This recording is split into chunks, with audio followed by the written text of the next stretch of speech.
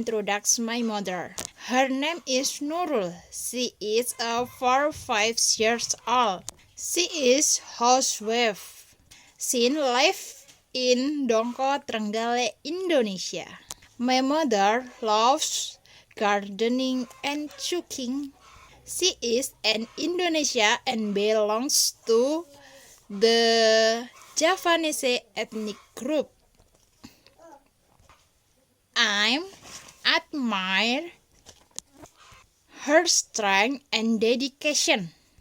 I hope to make her proud by crying her lesson with me in life. Thank you for listening.